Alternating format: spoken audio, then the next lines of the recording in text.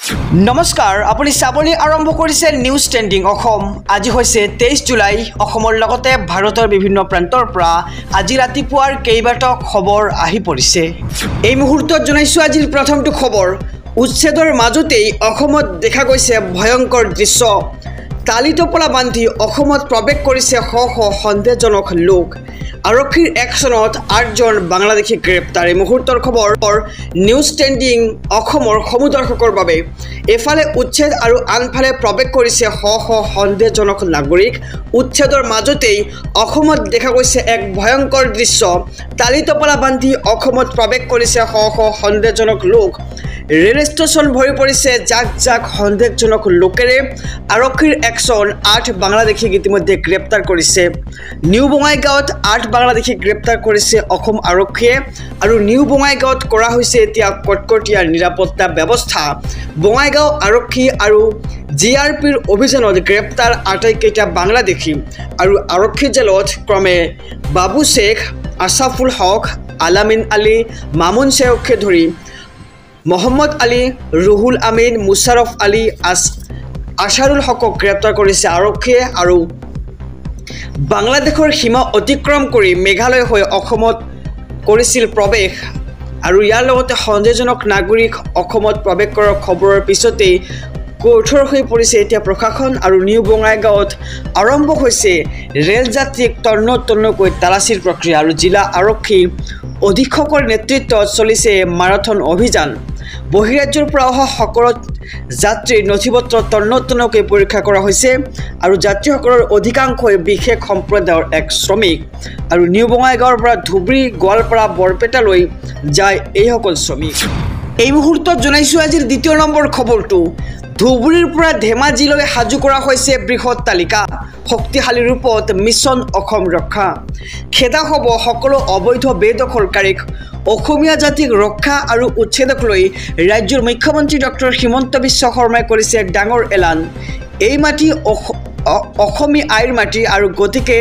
নিজেই আঁতৰি যাওক বুলি মন্তব্য প্ৰকাশ কৰে ৰাজ্যৰ মুখ্যমন্ত্ৰীগৰাকীয়ে আৰু অসমী আইক ৰক্ষা কৰিবলৈ অসমীয়া জাতি আৰু থমকি নৰয় দুই এদিনতে গোলাঘাটৰ উৰিয়াম ঘাটত চলিব বৃহৎ উচ্ছেদ অভিযান বৰচলা লামডিং বুঢ়াপাহাৰ লখিমপুৰ চাপৰ পাইকাৰত চলিব বৃহৎ উচ্ছেদ আৰু অসমীয়া জাতিক ৰক্ষা কৰিবলৈ কেনেকৈ যুঁজত জিকিব লাগে তাৰ বিষয়ে আমিও বুজা হলো আৰু কোনোবাই যদি ভাবিছে গৰুখুটিৰ ওপৰত বাতৰি লিখিলে হিমন্ত বিশ্ব শৰ্মাই আত্মসমৰ্পণ কৰিব তেন্তে হেয়া আপোনালোকে কেতিয়াও চিন্তা নকৰিব বুলি মুখ্যমন্ত্ৰীগৰাকীয়ে এক মন্তব্য আগবঢ়াইছে আৰু শৰীৰত এক বিন্দু তেজ থকালৈকে আমি যুঁজিম আমাক কোনেও বাধা দিব নোৱাৰিব নৰিয়া দেহাৰে লাচিতে মোগলক পৰাস্ত কৰিছিল ঠিক সেইদৰে আমি মোগলক আকৌ এবাৰ পৰাস্ত কৰিম আৰু এই কথা সকলোৱে শুনি লোৱা উচিত গৰুখুটিৰ লাভ লোকচানে কোনো উচ্ছেদ ৰখাব নোৱাৰে বুলি মন্তব্য ৰাজ্যৰ মুখ্যমন্ত্ৰী ডক্টৰ হিমন্ত বিশ্ব শৰ্মাৰ য'ত বেদখল হৈছে তাত উচ্ছেদ হ'ব তাত নিশ্চিতভাৱে উচ্ছেদ হ'ব বুলি মন্তব্য কৰে মুখ্যমন্ত্ৰীগৰাকীয়ে যিয়ে যিমান ষড়যন্ত্ৰ কৰিলেও উচ্ছেদ হ'বই অসমীয়া জাতিৰ প্ৰতিটুকুৰা ভূমি আমি বেদখলমুক্ত কৰিম জাতিটোক আত্মনিৰ্ভৰ কৰি তোলা হ'ব আৰু এতিয়া আমাৰ সন্মুখত হিমালয় যদি থিয় হয় তেন্তে আমি হেয়া ভেদ কৰি যাম বুলি মন্তব্য মুখ্যমন্ত্ৰীৰ আৰু সকলোৱে এই কথা বুজি লোৱা উচিত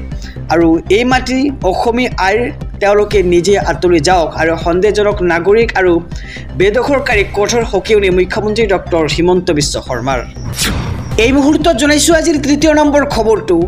ৰাজ্যত চলা উচ্ছেদক লৈ গৰজিল আছাদুদ্দিন ওৱেইচি মুছলমানৰ সৈতে অন্যায় কৰিছে অসম চৰকাৰে মিয়া মুছলমানক ভূমি অধিকাৰৰ পৰা বঞ্চিত কৰিছে এইখন অসম চৰকাৰে মুছলমানৰ লগত অন্যায় কৰিছে অসমৰ মুখ্যমন্ত্ৰীয়ে জুলাইত 7,000 মুছলমান পৰিয়ালক কৰিছে উচ্ছেদ ধুবুৰী গোৱালপাৰা লখিমপুৰত অমানৱীয় উচ্ছেদ চলাইছে বিজেপি চৰকাৰে মিছন বসুন্ধৰাত কিয় অন্তৰ্ভুক্ত কৰা নাই একাংশ মুছলমানক সংবিধান উলংঘা কৰি হিমন্ত বিশ্ব শৰ্মা চৰকাৰখনে উচ্ছেদ চলাইছে অসমৰ মিয়া মুছলমানৰ ন্যায়ক লৈ গৰজিল এতিয়া আছাদুদ্দিন ওৱেইচি ৰাজ্যত চলা উচ্ছেদক লৈ এতিয়া গৰজিল আছাদুদ্দিন ওৱেইচি আহিছো পৰৱৰ্তী খবৰৰ মাজলৈ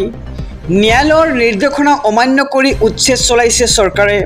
উচ্ছেদক লৈ ন্যায়ালয়ক বিপথে পৰিচালিত কৰিছে বিজেপি চৰকাৰে বন্দুকৰ ভয় দেখুৱাই উচ্ছেদিতক খেদি পঠিয়াইছে প্ৰশাসনে আৰু মাটি খালী কৰিবলৈ প্ৰয়োজনত গুলীয়াবলৈ নিৰ্দেশনা দিছিল মুখ্যমন্ত্ৰীয়ে। মুখ্যমন্ত্ৰীৰ নিৰ্দেশৰ পিছতেই পাইকানত বেদখলকাৰীৰ ওপৰত গুলীচালনা কৰিছিল আৰক্ষীয়ে আৰু পাইকানৰ বনাঞ্চলত কেনেদৰে চৰকাৰী বিদ্যালয় থাকিব পাৰে বুলিও প্ৰশ্ন কৰিছিল ৰকিবুল হুছেইনে। আৰু উচ্ছেদৰ বিৰুদ্ধে ন্যায়ালয়ৰ দ্বাৰস্থ কংগ্ৰেছ সাংসদ ৰকিবুল হুছেইন আৰু সংবাদমেলযোগে কেইবাটাও বিস্ফোৰক মন্তব্য কৰিছে ৰকিবুল হুছেইনে। ন্যায়ালয়ৰ নিৰ্দেশনা অমান্য কৰি উচ্ছেদ চলাইছে এইখন চৰকাৰে। উচ্ছেদক লৈ ন্যায়ালয়ক বিপথে পৰিচালিত কৰিছে বিজেপি চৰকাৰে আৰু বন্দুকৰ ভয় দেখুৱাই উচ্ছেদিতক খেদি পঠিয়াইছে প্ৰশাসনে। আহিছোঁ অন্য এক খবৰৰ মাজলৈ। শীঘ্ৰেই 10,000 বাংলাদেশীক প্ৰদান কৰা হ'ব ভূমিপট্টা। বাংলাদেশৰ পৰা অহা হাজাৰ হাজাৰ পৰিয়ালক লৈ বিজেপি চৰকাৰৰ ডাঙৰ সিদ্ধান্ত।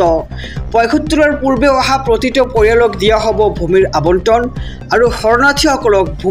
ভূমিপট্টা প্ৰদান কৰাটো হৈছে চৰকাৰৰ নৈতিক দায়িত্ব। পৰ্যাপ্ত পৰিমাণৰ ভূমি উপলব্ধ নহ'লে বিকল্প প্লটনৰ ব্যৱস্থা কৰিবলৈও বিষয়াক নিৰ্দেশ দিছে আৰু ভূমি অধিকাৰ নিয়মীয়া কৰিবলৈ নতুন আইনী ব্যৱস্থা প্ৰৱৰ্তনৰ নিৰ্দেশ যোগী আদিত্যনাথ চৰকাৰৰ। ভাৰতত আশ্ৰয় লোৱা হাজাৰ হাজাৰ পৰিয়ালৰ সংগ্ৰামক সন্মান জনাবলৈ এই ব্যৱস্থা গ্ৰহণ কৰিছে যোগী আদিত্যনাথ চৰকাৰে আৰু শৰণাৰ্থীসকললৈ উত্তৰ প্ৰদেশৰ যোগী আদিত্যনাথ চৰকাৰৰ এই সিদ্ধান্ত। যোগী আদিত্যনাথৰ সিদ্ধান্তক আদৰণি হাজাৰ হাজাৰ শৰণাৰ্থী পৰিয়ালৰ আৰু শীঘ্ৰেই 10,000 বাংলাদেশীক ভূমিপট্টা প্ৰদান কৰিব যোগী আদিত্যনাথ চৰকাৰে।